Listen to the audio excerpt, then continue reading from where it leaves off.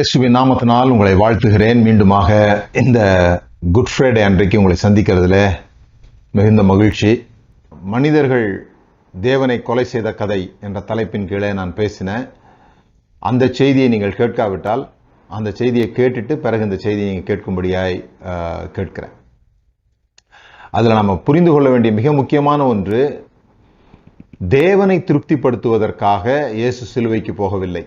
அதாவது தேவனுடைய கோபத்திலிருந்து மனிதனை காப்பாற்றுவதற்காக இயேசு கிறிஸ்து சிலுவைக்கு போகவில்லை என்பதை நாம் ஆழமாக தெரிந்து கொள்ளணும்.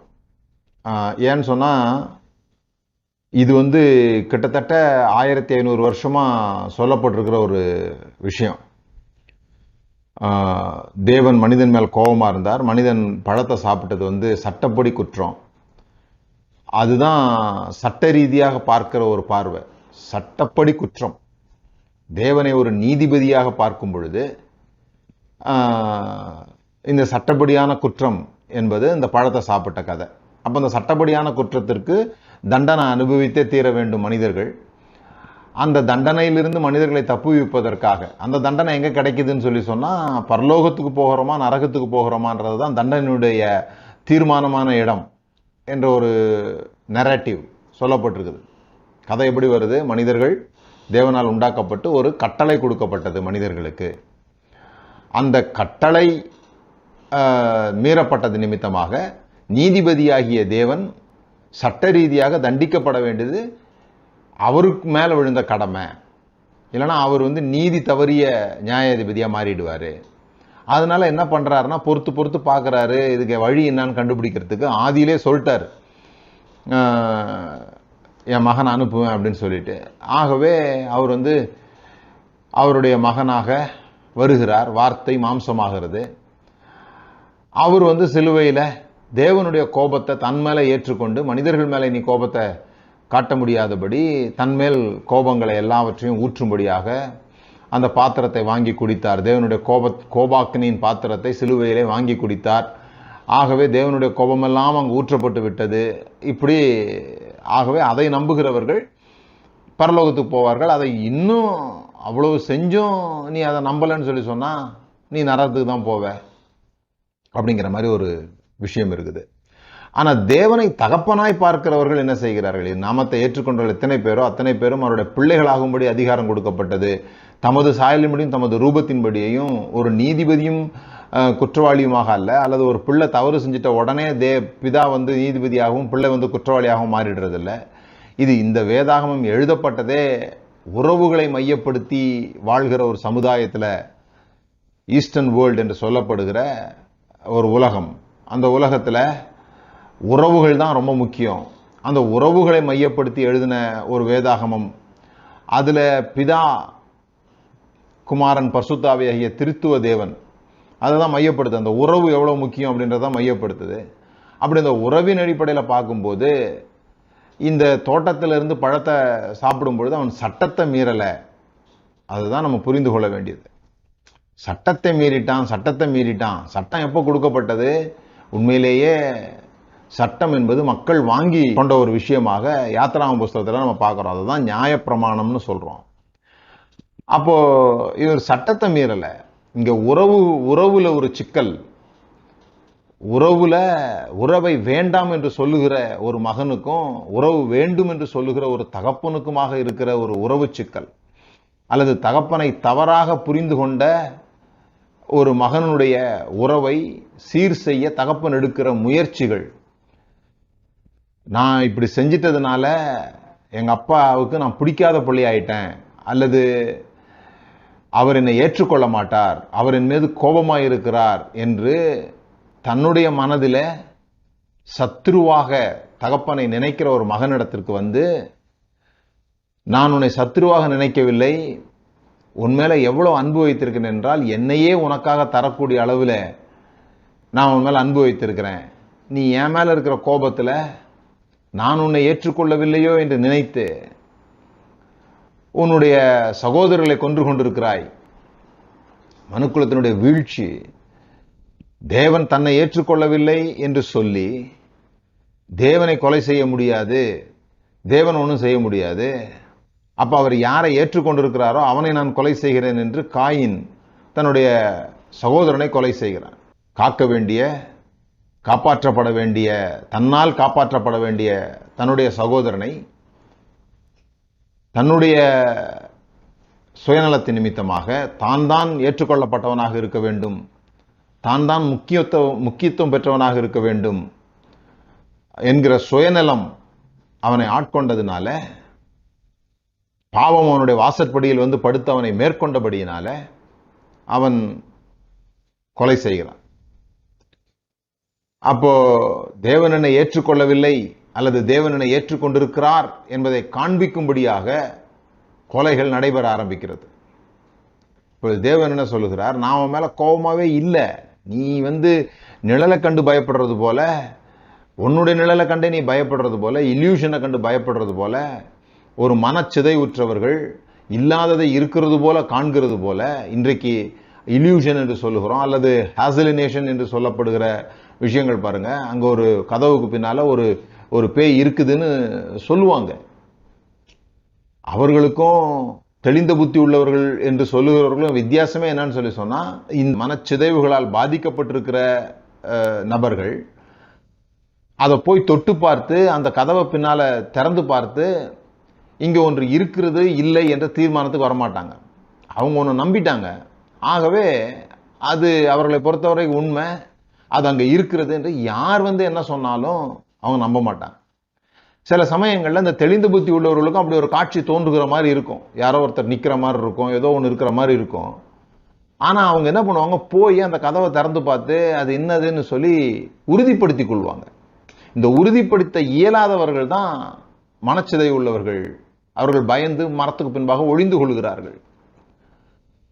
அவங்க தேவனிடத்துல தேவன் சொல்றதை அவங்களால ஏற்றுக்கொள்ளவே முடியல. அவ்வளவு அன்பை அவங்களால ஜீரணிக்க முடியல. அவன் ஒரு இல்யூஷன்ல வாழ பார்க்கிறான். அவனுக்கென்று ஒரு உலகத்தை அவன் ஏற்படுத்திக் கொள்கிறான். அவனுக்கென்று ஒரு நகரத்தை அவன் கட்டி கொள்கிறான். அங்க தேவன் வெளிச்சம் வீசுகிறார், குருட்டு கண்களை திறக்கிறார். மனிதர்கள் குருடர்களாக இருக்கிறார்கள், அவர்கள் பார்வையடைய வேண்டும் என்று சொல்லி அந்த இருளின் கிரியைகள், இதெல்லாம் நீங்க வேதத்தை வாசிக்கிற முறையில் இருக்கிற பிரச்சனைகள்ல நான் ஏற்கனவே பல பிரசங்கங்கள்ல பண்ணியிருக்கிறேன். ஒருவேளை உண்மையிலேயே நீங்க விரும்புனீங்கன்னா ஒவ்வொரு ஜனவரி மாதமும் நாங்க இதுக்காகவே 3 நாட்கள் ஒரு முகாம் நடத்துறோம். எப்படி இந்த வேதாகமம் தவறாக புரிந்து கொள்ளப்பட்டிருக்கிறதுனால கடவுள் தவறாக புரிந்து கொள்ளப்படுகிறார், அதுல இருந்து எப்படி நம்ம மீட்படைகிறது, எப்படி வேதாகமத்தை சரியான விதத்தில் வாசிக்கிறது என்பதெல்லாம் கற்றுக் கொடுக்கப்படுகிறது. அப்ப பாருங்க, இந்த நரேட்டிவ் வேற, இது ரிலேஷன் ப்ராப்ளம்ங்க. அதனால அவர் என்ன பண்றாரு, எவ்வளவு அன்பா இருக்கு தெரியுமா உன் மேல, நீ வேற யாரையும் கொலை செய்ய வேண்டியதில்லை, வேணும்னா என்ன கொன்னுக்கோ, உன் கோபத்தை உன் சகோதரன் மேல காட்டாத, உன் கோபத்தை என் மேல காட்டு, நான் அதை பொறுமையோடு கூட ஏற்றுக்கொள்கிறேன் என்று சொல்லி, மனிதர்களுடைய கோபம், மனிதர்களுக்கு தான் ரத்தம் தேவைப்படுது, மனிதர்களுக்கு தான் ரத்தத்தை பார்க்க வேண்டியது இருக்குது, மனிதருடைய உள்ளம் தான் ரத்தத்தை விரும்புது, அடுத்தவருடைய ரத்தத்தை எடுக்க வேண்டும் என்று மனிதனுடைய உள்ளம் விரும்புகிறதே தவிர தேவன் ஒருபோதும் ரத்தத்தை விரும்புவதில்லை. மனிதனுடைய ரத்த வேட்கையை தீர்ப்பதற்காக பலிகள் ஏற்படுத்தப்படுகிறது, அது தேவனுக்கு தேவையில்லை. இவன் ஒரு தப்பு செஞ்சிட்டானா இவனுக்கு இந்த தப்பை இன்னொருத்தர் மேல செலுத்தி அவனுக்கு ஒரு பலி அவசியப்படுகிறது, அவனுடைய உள்ளத்தை திருப்திப்படுத்துவதற்காக ஒரு பலி அவசியப்படுகிறது. தேவனுடைய உள்ளத்தை எந்த ரத்தமும் திருப்திப்படுத்த வேண்டிய அவசியம் இல்லை, தேவன் அன்பாகவே இருக்கிறார். இதை சொல்லும் போது சில பேருக்கு அப்படியே ஒரு மாதிரி ஆயிடும். ஏன்னா நாம என்ன கதையை நம்பி இருக்கிறோம்னு சொல்லி சொன்னா, பலி செலுத்தப்பட்டது, அந்த பலி செலுத்தப்பட்டதன் நிமித்தமாக தேவன் ஒவ்வொரு வருஷமும் அவருடைய பாவத்தை மூடி பாவத்தை பார்க்காதவராகவே இருந்தார். உங்களுக்கு புரியணும், தேவன் எங்க இருக்கிறாரு, மகா பரிசுத்தத்துக்குள்ள இருக்கிறாரு. எதற்கு மேல இருக்கிறாரு, கிருபாசனத்திற்கு மேல இருக்கிறாரு. பலிக்கு மேலாக தேவன் வீட்டு இருக்கல, கிருபாசனத்திற்கு மேலாக, கிருபாசன பெட்டி, அதுதான் தேவன் வாசம் பண்ணுகிற இடமாக அவர்கள் சொல்கிறார்கள். அதற்கும் இந்த பரிசுத்த ஸ்தலத்துக்கும் இடையிலேயே ஒரு பெரிய திரை. அந்த பரிசுத்த ஸ்தலத்துக்கும் இந்த பலிபீடம் இருந்ததுக்கும் இடையில ஒரு திரை. இந்த பலிபீடத்தை தேவன் பார்க்கவே இல்லை. தேவன் மகா பரிசுத்தலத்துக்குள்ள இருக்கிறார். பலிபீடம் எங்க இருக்குது? மனிதர்கள் பார்க்கிற இடத்துல இருக்குது. விளங்குதுங்களா? எந்த ஒரு யூதனும் பரலோகத்துக்கு போக வேண்டும் என்று சொல்லி அவன் பலி செலுத்தவே இல்லை. இன்னும் சொல்ல போனா இந்த 10 கற்பனை என்று சொல்லப்பட்டிருக்குது இல்லையா? இந்த 10 கற்பனை, பொய் சொல்லாதிருப்பாயாக, தாய் தகப்பனை கனம் பண்ணுவாயாக, ஓய்வு நாளை கனம் பண்ணுவாயாக, விக்கிரகாராதனை பண்ணக்கூடாது, இந்த மாதிரி ஒரு 10 கற்பனைகள் சொல்லப்பட்டிருந்தது யூதர்களுக்கு. அந்த 10 கற்பனையை மீறினால் என்ன பலி செலுத்த வேண்டும் என்று ஒரு இடத்துல கூட இல்லைங்க. குறிப்பாக தாய் தகப்பனை கனவீனம் பண்ணிட்டினா நீ பாவ நிவாரண பலி செலுத்தணும். குஷ்டரோகம் சுகமானா என்ன பலி செலுத்தணும்னு போட்டிருக்குது.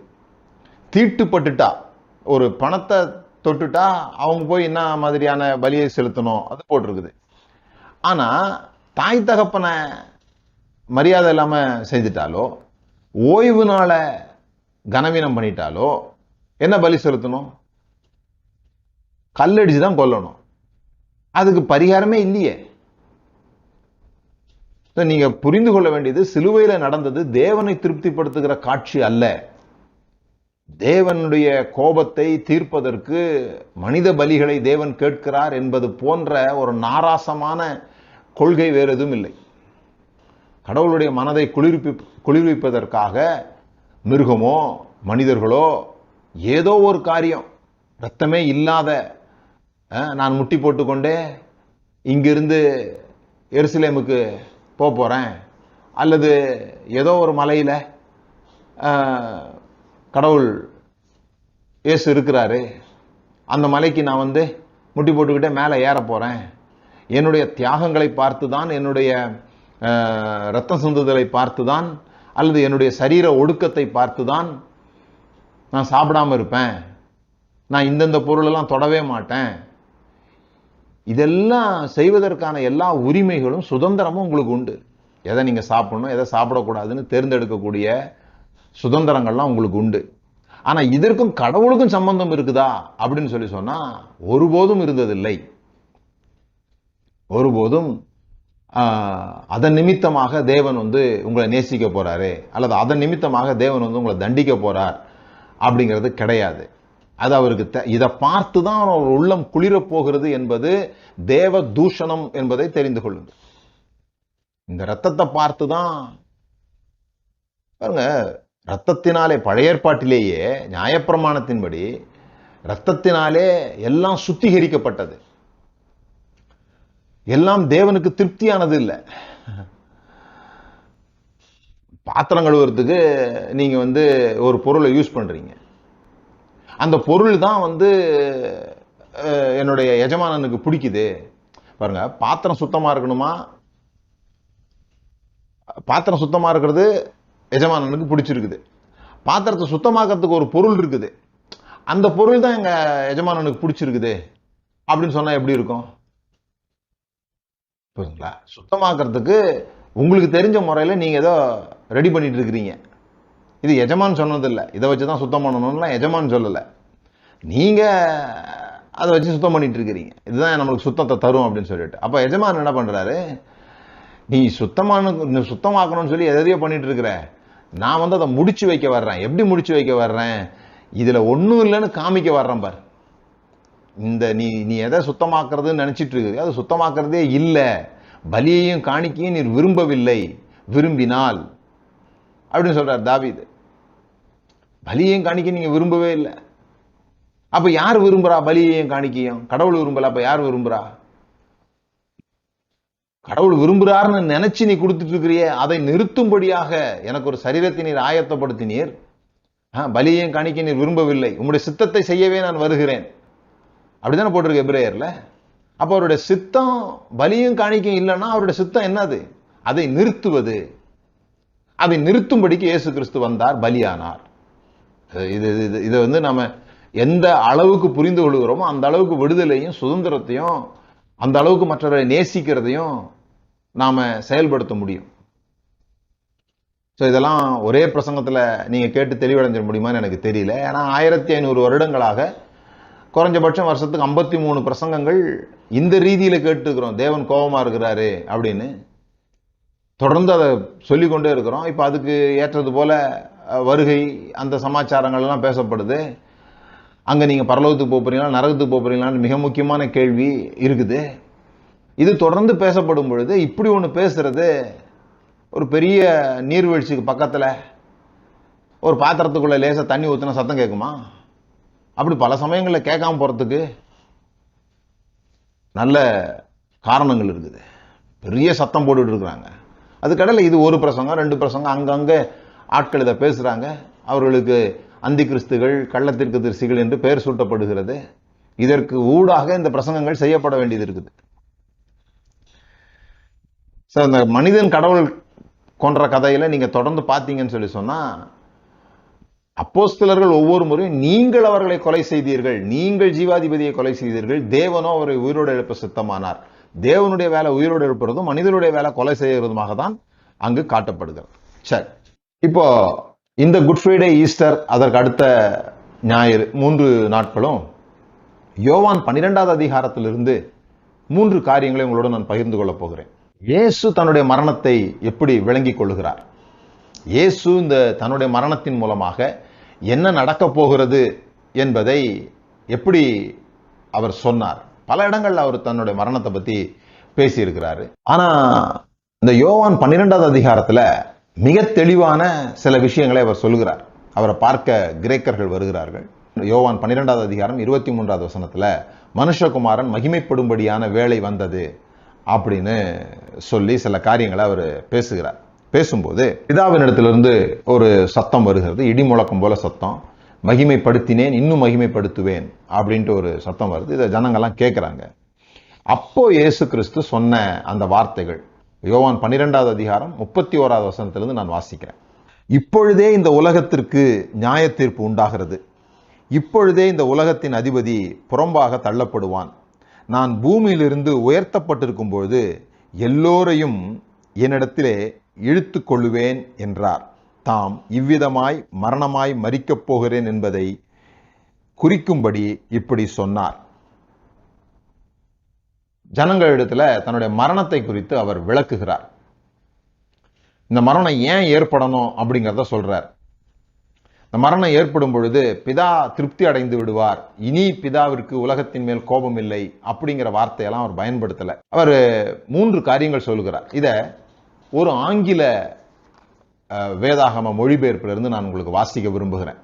அதுக்கு பேர் த பேஷன் டிரான்ஸ்லேஷன். சமீபத்தில் வந்த ஒரு வேதாகம மொழிபெயர்ப்பு மிக அற்புதமா இருக்கும்.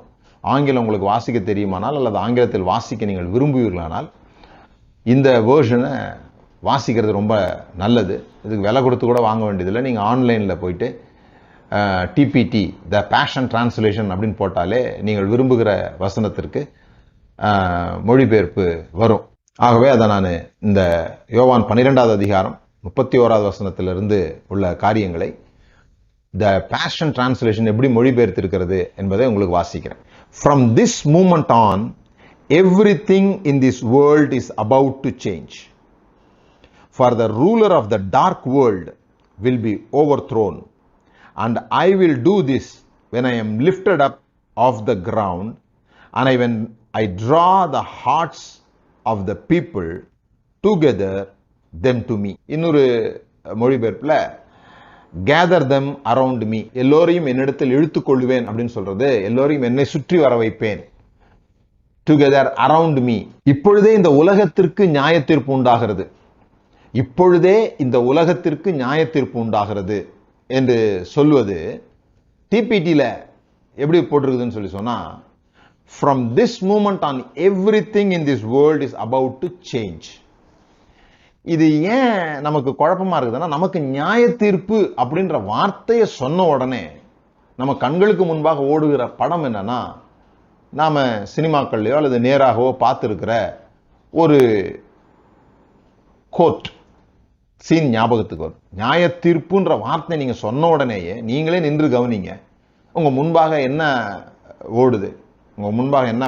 இப்போ நீங்க கரடின்னு சொன்னோன்னே ஒரு கரடி முன்னால வரும் தானே ஒரு இமேஜினேஷன்ல.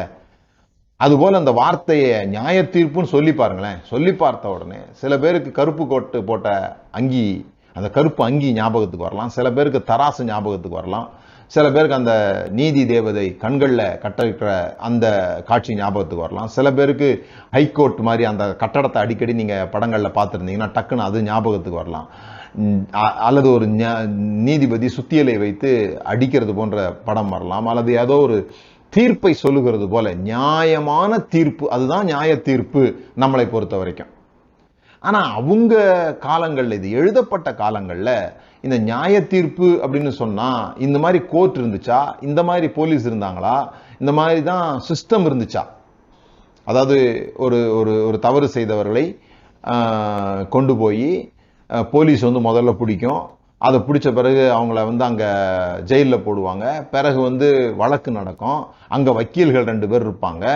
அதற்கு அப்புறமா ஒரு நியாயாதிபதி இருப்பார். இந்த முறையில தான் அன்றைக்கு தீர்ப்புகள் கொடுக்கப்பட்டதா என்றால் இல்லை என்பதை நீங்கள் போய் படித்து தெரிந்து கொள்ளுங்கள். அங்க வக்கீல்களுக்கு மிகப்பெரிய வேலைகள்லாம் இல்லை. ராஜாக்கள் இருந்தாங்க, அவர்கள் கீழே ஆட்கள் இருந்தாங்க, அவங்களே தான் தீர்ப்பு கொடுத்தாங்களே தவிர இங்க வாதம் பண்ணுகிறதற்கெல்லாம் பெரிய அளவில் அங்க வாய்ப்புகள் இல்லாமல் தான் இருந்தது. இப்போ நீங்க டெமோக்ரஸி அந்த மாதிரிலாம் விஷயங்கள்லாம் வந்த பிறகு அவர்களுக்கு உரிமை இருக்கிறது என்பதை தான் நீங்க யோசிக்கிறீங்க. அந்த காலத்தில் அப்படிலாம் இல்லை. இந்த ஜட்ஜ்மெண்ட் என்கிற வார்த்தைக்கு கிரினோ அப்படிங்கிற கிரேக்க வார்த்தை சொல்லப்பட்டிருக்கு. அதனுடைய சரியான மொழிபெயர்ப்பு டு செப்பரேட்.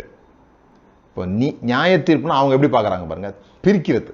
யார் நல்லவங்க, யார் கெட்டவங்க, யார் குற்றவாளி, யார் குற்றவாளி இல்லை. இதான் நம்ம நியாய தீர்ப்பு கூட. ஆனா அவங்களுடைய பார்வையில செப்பரேட், பிரித்தல்.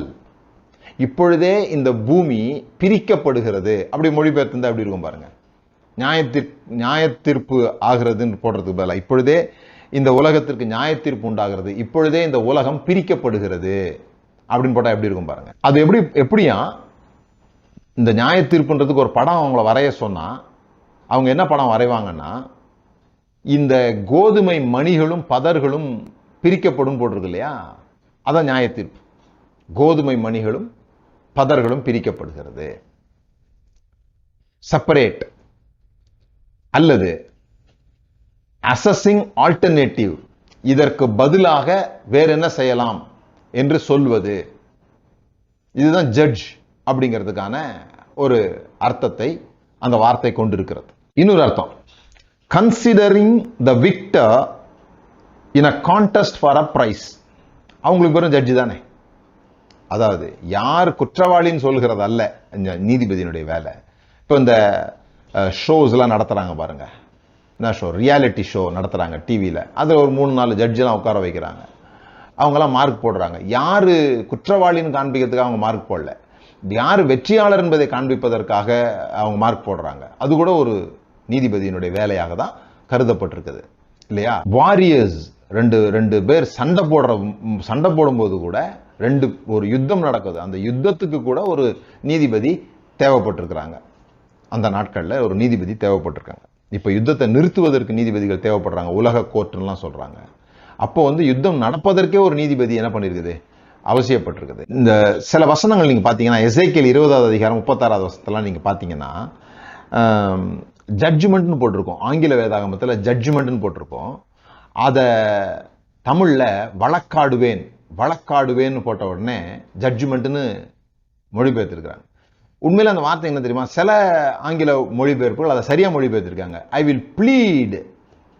ப்ளீடுனா என்ன, வழக்காடுவேன் அப்படின்னா இங்க வந்து என்ன ஜட்ஜின்னு போட்டாங்க, நியாய தீர்ப்பு சொல்வேன்னு போட்டாங்க. ஸோ இந்த நியாய தீர்ப்பு என்கிற வார்த்தை மிக வித்தியாசமான முறையிலே புரிந்து கொள்ளப்பட்ட ஒரு வார்த்தை அந்த காலத்துக்கும் இந்த காலத்துக்கும். அதை தான் நான் சொல்ல வரேன். அங்க ப்ளீடிங் இருக்கு, செப்பரேஷன் இருக்கு, வின்னிங் ஆள் யாருன்னு அறிவிக்கிறது இருக்குது, யுத்தம் துவங்குவதற்கு ஒரு நீதிபதி தேவைப்படுறாங்க. இந்த மாதிரி பல விஷயங்களுக்கு இந்த நியாய தீர்ப்பு என்பது வார்த்தையாக சொல்லப்பட்டிருக்கு. இப்ப இங்க என்ன நடக்குது அப்படிங்கிறத நாம தான் அந்த வார்த்தையின் அடிப்படையில் புரிந்து கொள்ளணும். நமக்கு எப்படி புரியுதுன்னு சொல்லி சொன்னா, இந்த உலகம் நாசமா போகும் என்று நியாய தீர்ப்பு கொடுக்கப்பட்டு விட்டது. அதான நியாய தீர்ப்பு. இந்த உலகம் இப்பொழுதே நியாயம் தீர்க்கப்படுகிறது அப்படின்னா இனிமே இந்த உலகம் நாசமாக போகும் என்று சொல்லப்படுகிறது அப்படின்னு அர்த்தம்னு புரிஞ்சுக்கிறோம் நம்ம. இல்லை, இந்த உலகத்திற்கு இங்கே ஒரு ஆல்டர்னேட்டிவ் கொடுக்கப்படுகிறது. இப்பொழுதே இந்த உலகத்திற்கு இந்த உலகம் நடைபெறுகிற வேறு ஒரு முறை கொடுக்கப்படுகிறது சிலுவையில். அப்போ முதலாவது நம்ம என்ன பார்க்கணும், இந்த உலகம் எப்படி இயங்கி கொண்டிருக்கிறது, இந்த உலகத்துக்கு ஒரு மாற்று முறை கொடுக்கப்படுகிறது என்று சொன்னால் இந்த உலகம் எப்படி இயங்கி கொண்டிருக்கிறது என்பது முதலாவது நமக்கு தெளிவாக தெரியணும். இப்போ ஆரம்பம் முதல் இந்த உலகம் எப்படி இயங்குகிறது என்று சொல்லி சொன்னால், இந்த உலகம் மதம் அரசியல் என்ற 2 சக்கரங்களுக்கு உள்ளாக சுழன்று கொண்டிருக்கிறது. இந்த ஆக்சிஸ் ஆஃப் த வேர்ல்டு வந்து என்னன்னா ரிலீஜியன் அண்ட் பாலிடிக்ஸ். இன்னொன்று சொல்ல போனால் பணம்.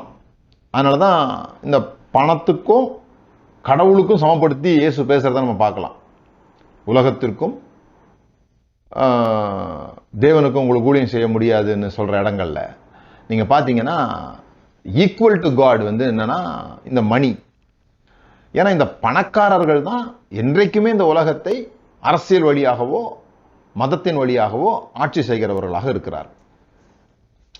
ஸோ இந்த மதம் அரசியல் இந்த ரெண்டும் இந்த உலகத்தை இயக்கி கொண்டிருக்கிறது.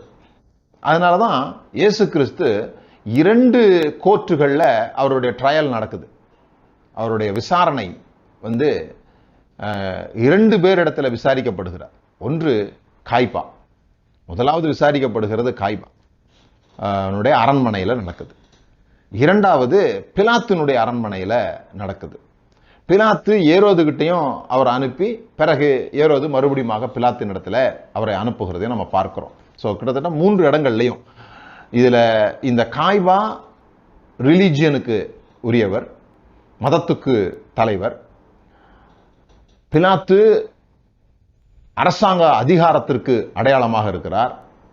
ஏரோது ராஜாவா இருந்தா கூட அவர் எதற்கு அடையாளமா இருக்கிறார்னு சொல்லி சொன்னா இந்த செல்வத்திற்கு அடையாளமாக இருக்கிறார். ஏன்னா ஏரோது தான் மிகப்பெரிய பணக்காரராக அந்த நாட்களில் இருந்திருக்கிறார். பெரிய கோடீஸ்வரனாக எல்லா காரியங்களும் அவருடைய கட்டுப்பாட்டின் கீழ் இருக்கிற அளவிற்கு அவர் அந்த பகுதிகளில் அவர் தான் பணக்காரராக இருந்திருக்கிறார். ஸோ 2 பேர் இன்வால்வ் ஆகிறாங்க. இதில் என்ன ஆச்சரியம்னா இந்த 2மே எதன் அடிப்படையில் இயங்குகிறது. இப்போ சொன்னோம் இல்லையா, மதமும் அரசாங்கமும். மதத்தினுடைய மிக முக்கியமான விஷயம் என்னன்னு சொன்னா சாக்ரிஃபைஸ், பலியை பொறுத்து தான் மதம். 2வது அதிகாரத்தை பொறுத்து தான் அரசியல். யார் அதிகாரத்தில் இருக்கிறார்கள், இங்க எப்படிப்பட்ட பலி செலுத்துகிறார்கள், யார் சரியான பலி செலுத்துகிறது, யார் உண்மையான பலி செலுத்துகிறது, இதெல்லாம் வந்து மதத்தினுடைய முக்கியமான அச்சாணி.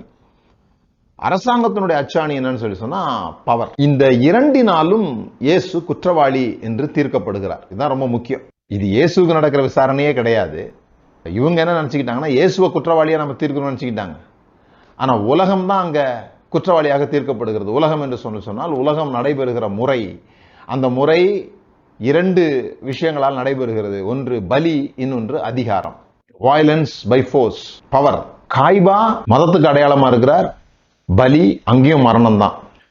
பிலாத்து அரசாங்கத்துக்கு அடையாளமா இருக்கிறார், அதிகாரத்துக்கு அடையாளமா இருக்கிறார், அங்கேயும் மரணம் தான் கடைசியில. இவங்க இந்த உலகம் மரணத்தின் அடிப்படையிலாக வேலை செஞ்சு கொண்டிருக்கிறது. இதுதான் நம்ம புரிந்து கொள்ள வேண்டியது. நீங்க என்ன பார்த்தாலும் கடைசியில மரணம். பாவத்தின் சம்பளம் மரணம். இந்த பீடி குடிச்சா சிகரெட் குடிச்சா அதை பத்தி இல்லைங்க, தயவு செய்து விட்டுருங்க. அதை பத்தி அவர் சொல்லிதான் தெரியணுன்ற அவசியம் கிடையாதுங்க. அதை வெளிப்படுத்துறதுக்காக இயேசு கிறிஸ்து வர வேண்டிய அவசியம் இல்லை. அது நமக்கே தெரியும். அது மேலேயே எழுதிக்கிறாங்க ஸ்மோக்கிங் இஸ் இன்ஜூரியஸ் டு ஹெல்த்னு. அதெல்லாம் பயங்கரமான படம்லாம் போடுறாங்க. நீங்க சினிமாலாம் பார்க்குற பழக்கம் உங்களுக்கு இருந்ததுன்னா முதல் காட்சியே வந்து அந்த இதுதான் போடுறாங்க. ஒரு மாதிரி வாயெல்லாம் கோணிக்கிட்டு கேன்சர் வந்து அதெல்லாம் போடுறாங்க. அதை வெளிப்படுத்துறதுக்கு இயேசு கிறிஸ்து வர வேண்டிய அவசியம் இல்லை. அவ்வளோ சீப்பாலாம் எடை போடாதீங்க. கண்ணுக்கு தெரியாத ஒரு இருளை வெளிப்படுத்துவதற்கு ஒரு வெளிச்சம் தேவைப்படுது பாருங்க. அது என்ன கண்ணுக்கு தெரியாத நடந்துட்டு இருந்ததுன்னா இதுதான்ப்பா உலகத்தை நடத்துது, இதுதான் உலகத்தை நடத்துது, இதை நீ புரிஞ்சுக்கலையா? மதம் எப்படி தீர்ப்பு சொல்லும்? மதம் எதன் அடிப்படையில் தீர்ப்பு சொல்லும்? மதம் எப்படி ஜெயிக்குது? நீ கடவுளை நிந்தனை பண்ணிட்ட, தேவ தூஷணம், இதன் அடிப்படையில் இயங்குகிற விஷயங்கள்லாம். இயேசு கிறிஸ்து ஏன் சிலுவையில் அறையணும்னு சொல்லி காய்பா சொல்றாருன்னா, இவன் தேவ தூஷணம் சொல்லிட்டான். தேவ தூஷணம்னா என்ன?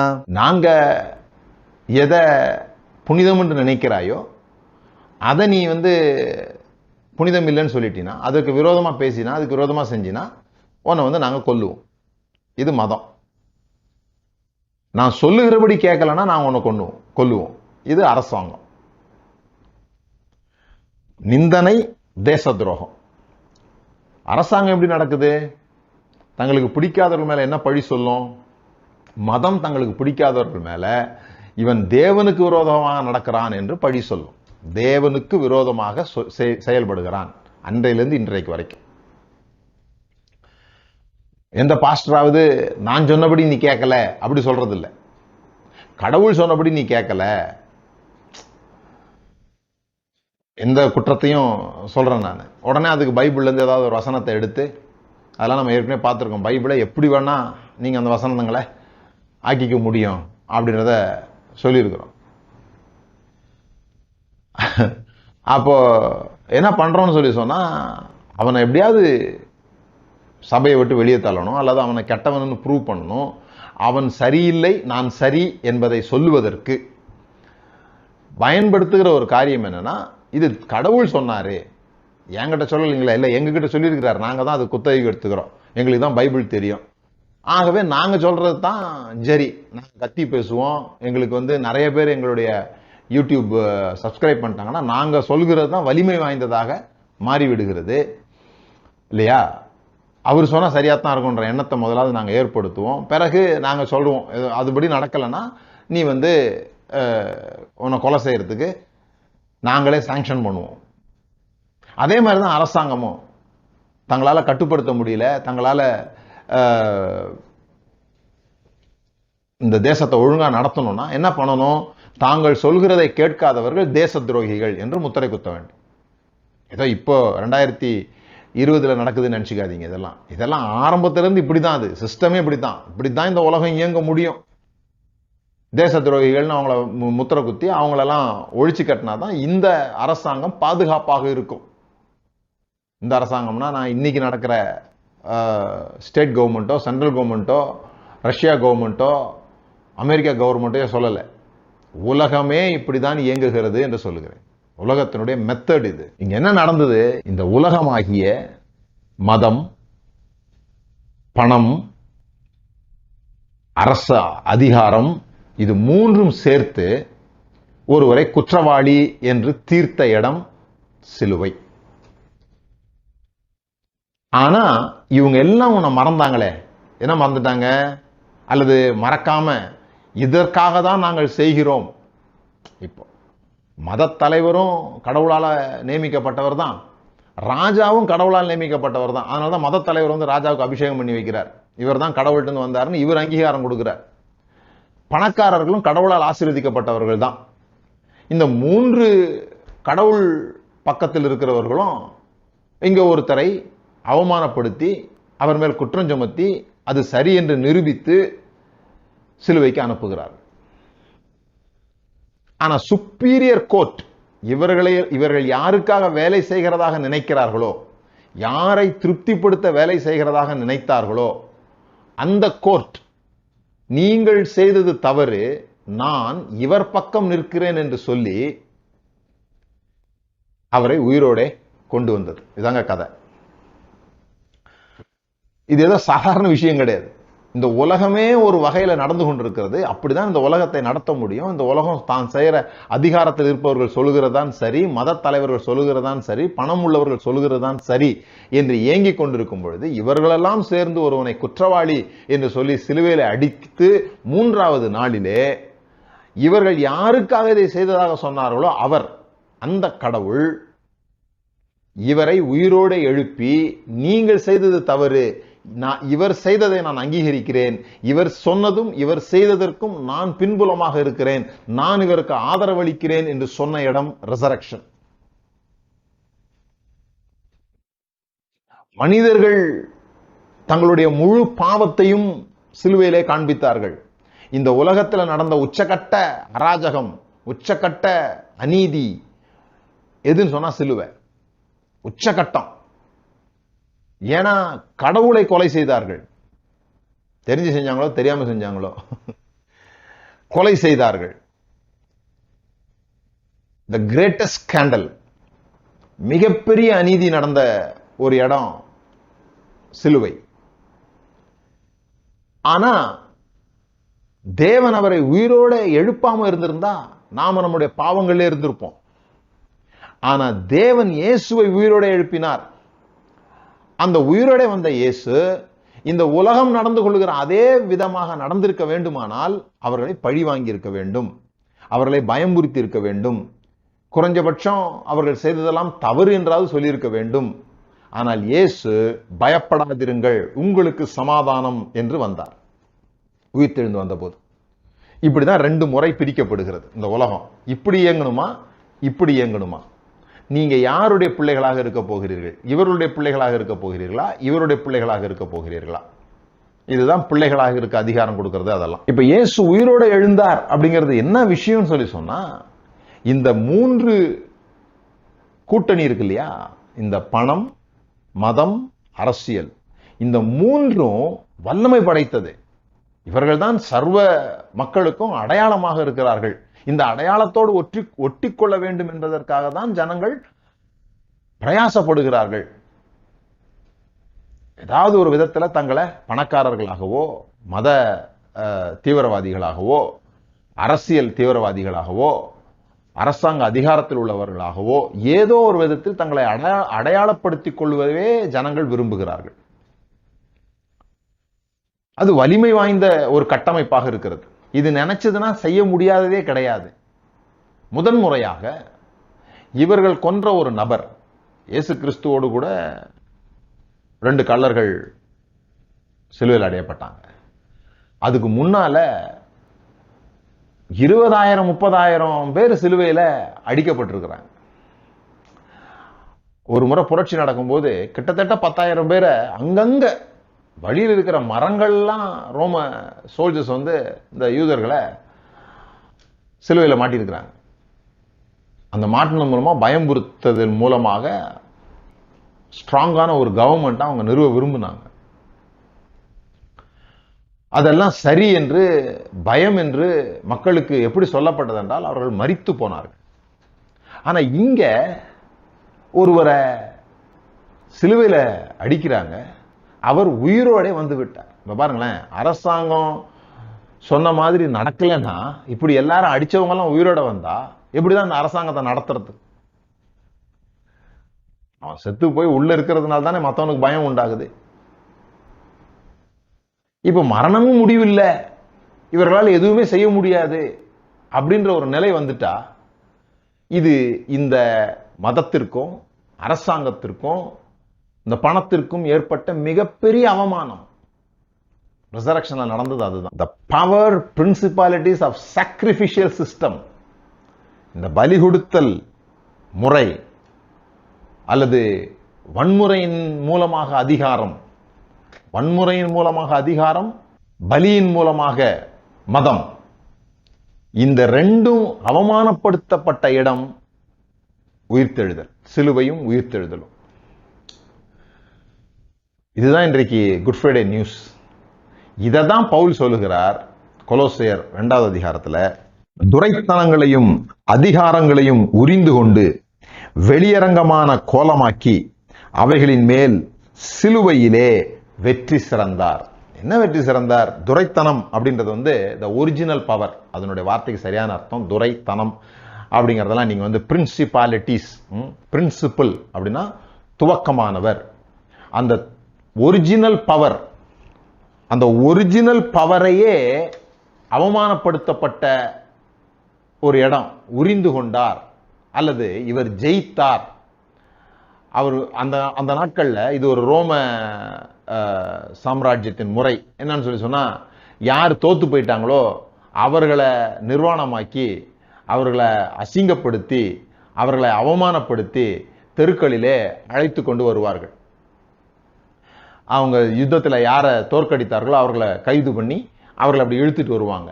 இப்போ சிலுவையில் என்ன நடந்ததுன்னு சொல்றாருன்னா, இந்த மதம், இந்த அரசியல் அதிகாரம், இந்த பலி முறையின் மூலமாக கடவுளை திருப்திப்படுத்துகிறேன் என்று சொல்லுகிற அந்த பொய், பணத்தினால் எதையும் சாதிக்க முடியும் என்று நினைக்கிற அந்த பொய், அதிகாரத்தினால் எதையும் சாதிக்க முடியும் என்று நினைக்கிற அந்த பொய்கள், இவைகள் எல்லாவற்றையும் ஒன்றுமில்லாமல் ஆக்கி இவைகளை உரிந்து கொண்டு இவைகளை அவமானப்படுத்தி நீங்கள் எல்லாம் ஒன்றுமே செய்ய முடியாது, தேவன் ஜீவனை தருகிறவராக இருக்கிறார் என்று சொல்லி இந்த ஜீவாதிபதி உயிரோடே வந்த காட்சி உயிர்த்தெழுதல் என்று சொல்லுகிறோம். ஏன்னா பொதுவாக மனிதர்கள் எப்படி திருப்திப்பட முடியும் அப்படின்னு சொல்லி சொன்னா, one of the way human beings feel good அல்ல, அடுத்தவர்கள் மேல பழி சொல்வது நிமித்தமாக இவர்கள் குற்றவாளிகள் என்று சொல்லி இவர்கள் ஜெயிப்பதின் மூலமாக ஒரு சுகம் பெற முடியும் அவங்களால. அதுதான் ஒரு வகையான பலி. அதனுடைய வெளிப்பாடு தான் ஒன்றை வெட்டுறது. அதனால தான் ஏதோ சொன்னாரு, கொலை செய்யறது இல்லப்பா, நீ இருதயத்தில் கோவப்படும் பொழுதே அந்த பலியை நீ என்ன பண்ணிடுற, செலுத்திடுற. அதனுடைய மேனிஃபெஸ்டேஷன் தான், உள்ளுக்குள்ள நீ ஒன்று நினைச்சல அதனுடைய வெளிப்பாடு தான் இந்த பலியே. எப்படியாவது ஒருத்தனோட நீ பலி கொடுக்குற, யாரையோ ஒருத்தரை பலி கொடுப்பதின் மூலமாக தான் இன்னொருவர்கள் வெற்றி பெறுகிறார்கள். பலினா அப்படியே கத்தி எடுத்து வெட்டுறதில்லை, அப்படி வெட்டினா கேஸ் ஆயிடுது. அதுக்கு வேற வேற சிஸ்டம்லாம் நிறைய இருக்குது, பூசி மொழிகி பண்றதுக்கு. விளங்குதுங்களா உங்களுக்கு?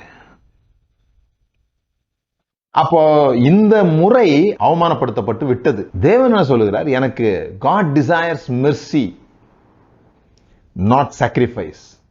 நான் இரக்கத்தை விரும்புறேன், பலியை அல்ல, இரக்கத்தை விரும்புகிறேன். இது தேவன் அறிவித்த அறிவிப்பு. இப்ப நாம இந்த இரண்டாக பிரிக்கப்பட்டிருக்கிற இந்த உலகத்துல இன்னும் ஒரு உலகம், ஆதாமுக்குள்ளாக இருக்கிற அந்த உலகம், காயினால் முதலாக கட்டப்பட்ட, பலியின் மூலமாக கட்டப்பட்ட அந்த நகரம், அந்த சிட்டி வேணுமா?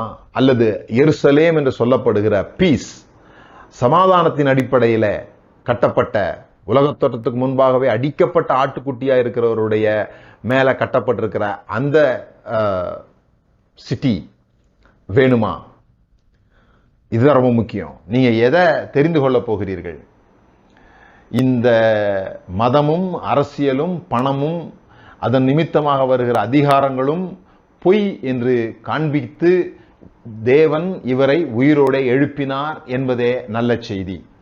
நாம் இவைகள் நிமித்தம் பயப்பட வேண்டியதில்லை, இவைகள் நிமித்தம் கவலைப்பட வேண்டியது இல்லை, இவைகளால் ஆளப்பட வேண்டிய அவசியம் இல்லை.